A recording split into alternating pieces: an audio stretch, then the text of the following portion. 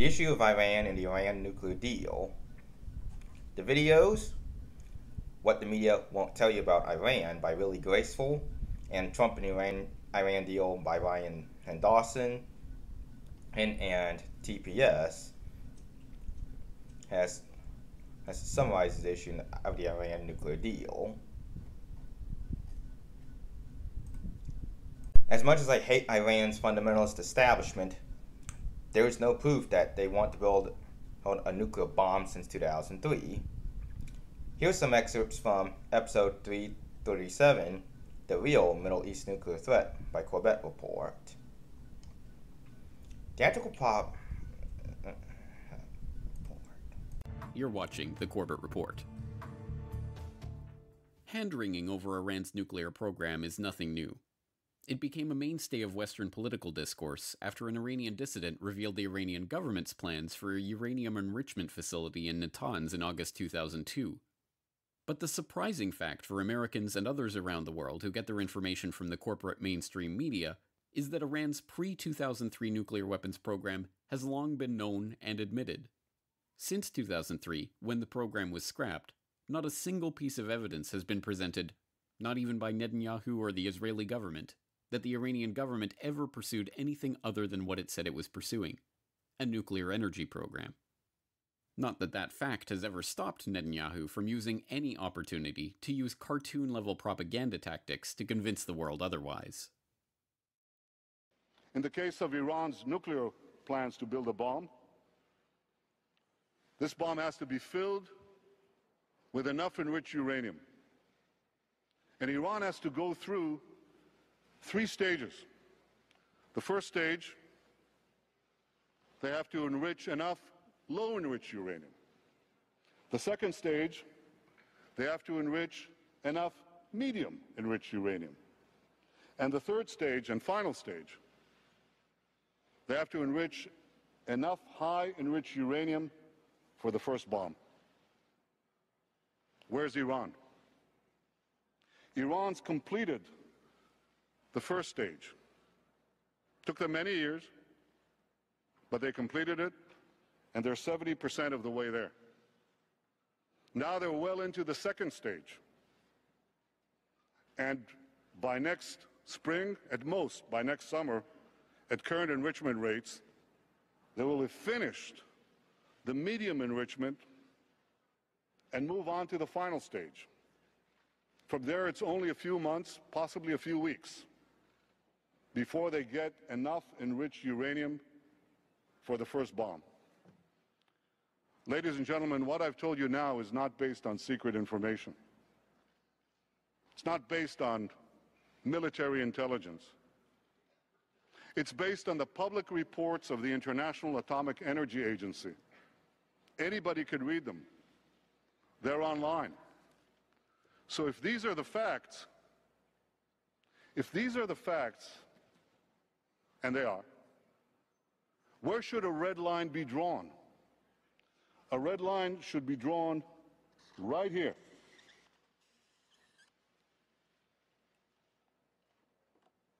Before Iran completes the second stage of nuclear enrichment necessary to make a bomb, before Iran gets to a point where it's a few months away or a few weeks away from amassing enough enriched uranium to make a nuclear weapon.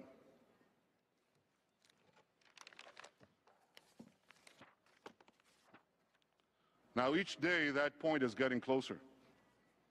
And that's why I speak today with such a sense of urgency.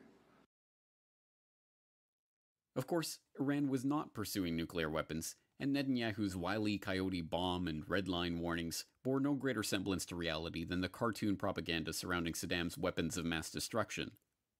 Not only did the IAEA repeatedly confirm that Iran never diverted any nuclear material into any military program, but even the US intelligence community itself conceded that Iran was not trying to build a nuclear bomb. Most remarkable of all was Mossad's own assessment that Iran was not performing the activity necessary to produce weapons. As I detailed earlier this year in We Need to Talk About the Iran Protests, fear-mongering over Iran's non-existent nuclear weapons program was the basis for an extraordinary series of measures against the country in recent decades. These measures include Nitro Zeus, a full-scale military cyber attack against Iran, the best-known element of which was Stuxnet, the military-grade cyber weapon co-developed by the United States and Israel that specifically targeted Iran's nuclear enrichment facility at Natanz. Iran's non-existent nuclear program also provided the pretext for sanctions aimed at crippling the country's economy, including the delisting of Iranian banks from the SWIFT network, connecting the world's financial institutions. The fearmongers even went so far as to plant evidence of nuclear weapons involvement on Iran to further justify these attacks.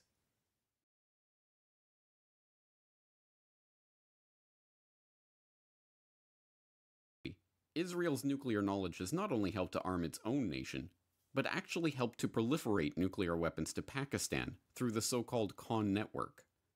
One of the men who helped to transfer the nuclear triggers used in the construction of the Pakistani bomb was Asher Karni, an Orthodox Jew living in South Africa who had been a major in the Israeli army prior to emigrating to Cape Town. Upon his arrival there in 1985, he began teaching the Torah at the local synagogue and educating Jewish youth, encouraging them to relocate to Israel. In 2004, U.S. authorities arrested Karni for his role in supplying the nuclear triggers, and in 2005, he was sentenced to 3 years in prison. It has never been officially explained why this Israeli citizen and former Israeli military officer was interested in helping proliferate nuclear technologies to Pakistan. But perhaps the greatest irony of all is that it is Iran who has been arguing for decades that the Middle East should be a nuclear-free zone. The idea was first floated by the Shah in 1969 and was first formally proposed by Iran in a joint UN General Assembly resolution, but the idea failed to garner any support. The idea was again raised by then-Iranian President Ahmadinejad in 2006, and yet again by then-Iranian Foreign Minister Mottaki in 2008. But these calls to banish nuclear weapons from the Middle East have not even been acknowledged by the West, let alone seriously considered. According to 36 American Star officers, including General Mattis of the United States Marine Corps, agree that Iran is not trying to build a nuke. IDF generals, Israeli scientists, Israeli spies, and Israel's own nuclear panel say it. I don't think it's a coincidence that they're also not super partisans for the Likud party.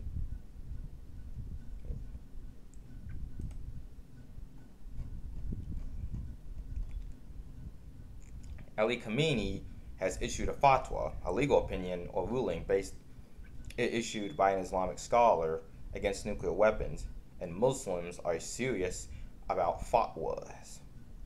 Also, the type of centrifuges that Iran has and is using enriches uranium too slowly to virally produce serious nuclear weapons. Serious weapons-grade uranium must be enriched to 90%. Iran has only successfully enriched their uranium to about 20% for medical radioisotopes, and the more uranium is enriched, the harder it gets to be enriched further. Ending the Iran deal actually hurts America's power, is that we are unable to trade with them. And no, we aren't sending American taxpayers' money to Iran. That I would oppose if it were the case. What happened was that Iranian assets in the U.S. that were frozen were unfrozen. A bunch of articles for additional reading. Iran issue in general. Trump's 10 lies, a response to the Iran nuclear agreement speech. 5 blinding myths about Iran, both by antiwar.com. Consortiumnews.com also has an article about it. Even if Iran does get a nuke, it really wouldn't matter. If they dare use it, they'll be screwed as bad, if not worse, than Israel or the USA.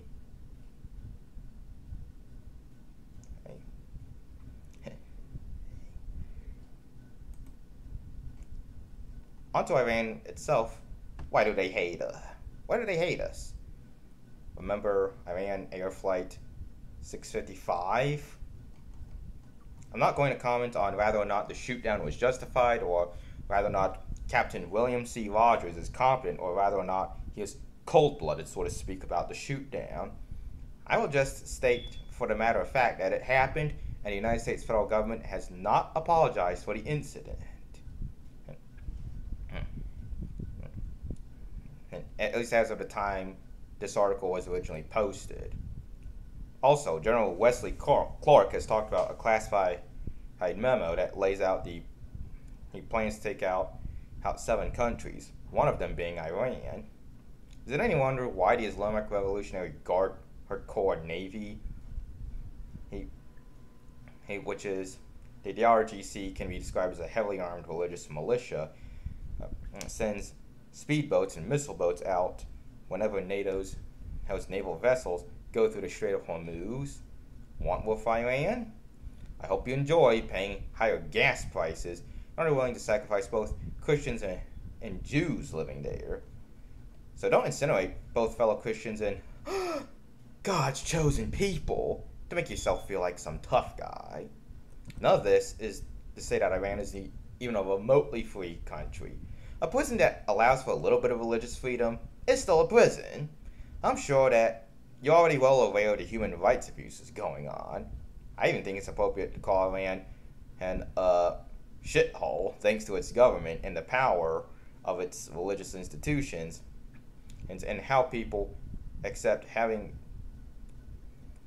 their lives ruled by them. Though I prefer to describe it as more of a hellhole to emphasize how bad human rights and liberty situation is rather than how bad the environment and or standard of living is. The Iranian Revolution was not good. They went out of the kettle and into the fire. They left a foreign corporacy only to fall into the arms of a theocratic nightmare. They traded exploitative foreigners for local despots. Ryan Dawson's response to a comment on Patreon. And is Iran really a threat to world peace? The article, who is the threat to world peace? Christians, Jews, or Muslims? The US, Israel, or Iran? Makes a comparison. The most ironic thing is that the way we can take down the Iranian regime is to stop threatening and antagonizing them. Andrew Illingworth, an Australian journalist and military analyst, who himself is half Persian and knows the social and political issues in Iran, states that the only reason why the Iranian people tolerate their government is because Iran is being antagonized by the United States of America. If Western military powers stopped threatening Iran, the government would no longer be able to justify its existence and tyranny, and the people would overthrow it. This is said between 4551 and 4640 and 4900 and 5152 in the video Major Libya updates.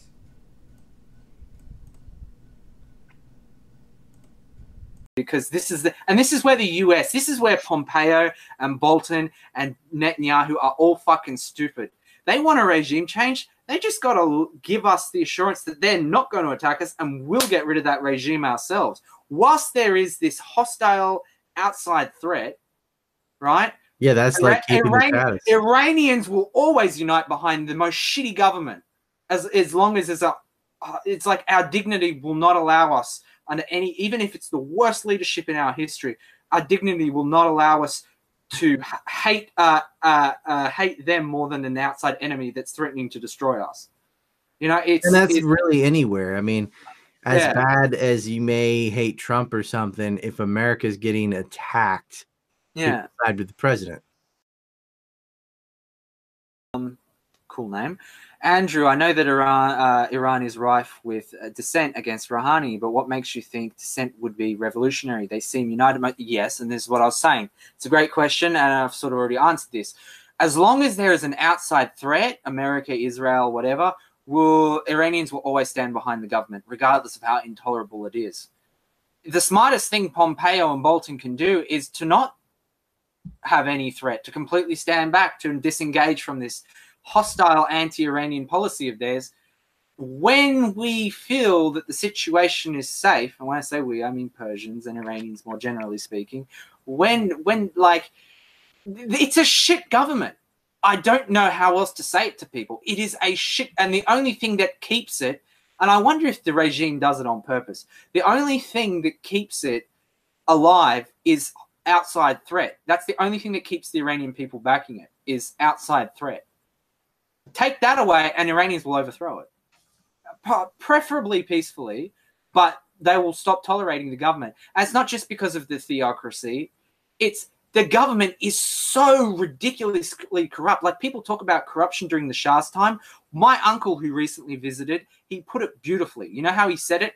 He said, at least during the Shah's time, when they were holding when all the rich cunts were holding the wealth, at least some of it fell through their fingers. You know, some of the crumbs fell through their fingers to rich people at the bottom, right?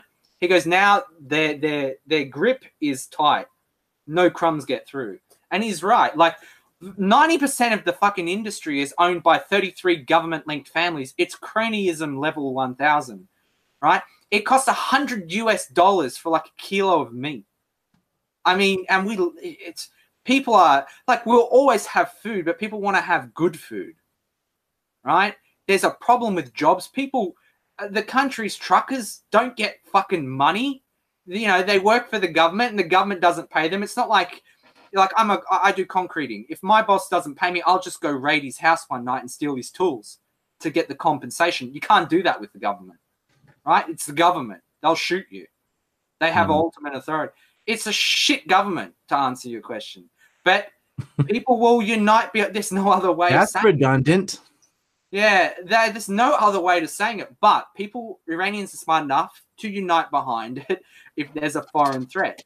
And this is where Pompeo and all that are retarded. They actually want to get rid of the Iranian government. Stop threatening Iran. They can do it like that. Like, it won't cost the US $1. We'll do it ourselves. You know, but anyway, we'll see how things develop. If you agree with this message, please go to antiwar.substack.com/p/sources is for more sources, along with links to articles and videos, to oppose war and support world peace. Here's my social media link tree, which I ask that you keep archive. You keep the link and archive my content, and please, to make sure that YouTube, Google does not monetize this video. Listen, you son of a bitch. What the fuck's your problem? You want to sit here and say that I'm a goddamn fucking Russian? You get in my face with that, I'll beat your goddamn ass, you son of a bitch. You piece of shit. You fucking goddamn fucker. Listen, fuckhead, you have fucking crossed the line. Get that through your goddamn fucking head. Stop pushing your shit. You're the people that have fucked this country over and gang raped the shit out of it and lost an election. So stop shooting your mouth off claiming I'm the enemy. You got that, you goddamn son of a bitch? Fill your hand. I'm sorry, but I'm done. You start calling me a foreign agent, those are fucking fighting words. Excuse me.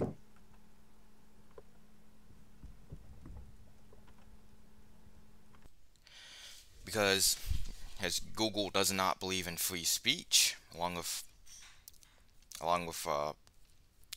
its ties to BlackRock and Oracle.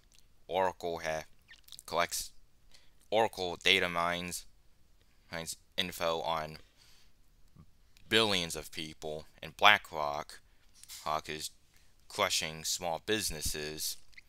Is to try to create a monopoly for itself. I don't want to give Google ad revenue.